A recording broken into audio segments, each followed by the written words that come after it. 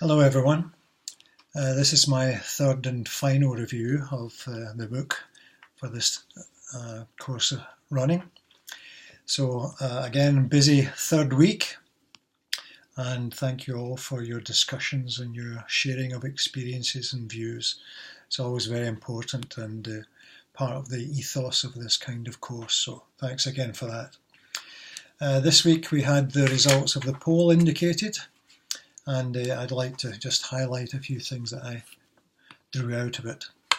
A degree of concentration demonstrated by our respondents. 76% had fewer than 100 suppliers, and actually 34% had fewer than 10 suppliers. So this is a real exercise in focus. But of those responding, 4% had more suppliers than employees. So they've still got a lot to learn and apply, I have to say, because you simply can't manage that many suppliers. It's just not possible. 63% were doing spend analysis, which is great, but what are the rest doing? Maybe they're in the 4%. 70% have already segmented their supply base, so they're beginning to think about how to allocate resources. And in response to the question, where 80% of the value is it in 2 to 10 suppliers? 50% of respondents answered that one. So this is a real exercise in focus. Poll demonstrated these different behaviours, and it's an indicator, as intended in the poll, about the practice of portfolio analysis. So, and the argument behind that, just to remind you, is that while there are some common best practices we should apply everywhere, good communication and identification of need would be a couple of those, but there's still the argument that your most critical customers and suppliers need your most experienced and active resources, whatever they might be. So that was the logic and the testing, if you like, of the portfolio approach in practice. So thank you for the contributors to that.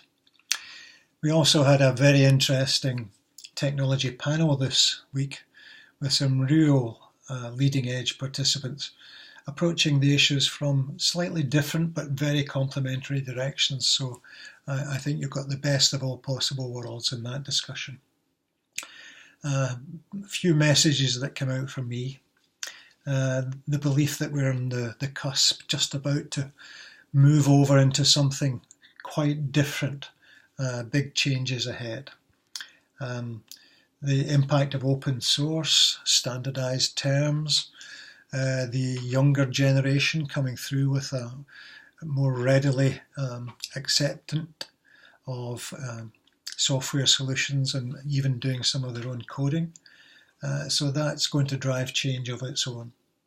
And all of this creating new forms of business intelligence because of the ability to interrogate huge databases and draw out a couple of the key messages also that the software is better already at finding relevant materials, well on the way to being able to consistently identify the relevant issues, and actually in some standardized and almost negotiation terms, able to make sensible decisions.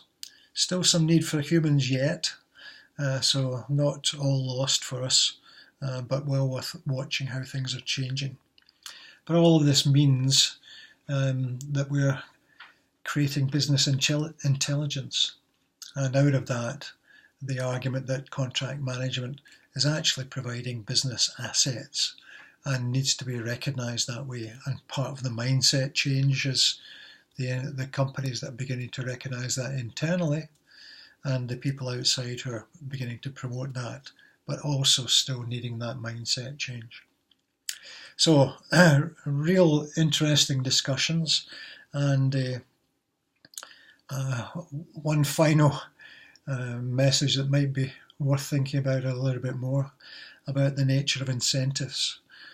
Really interesting that when people talking about the traditional legal profession and its hourly billing processes that there's almost a disincentive to invest in efficient solutions.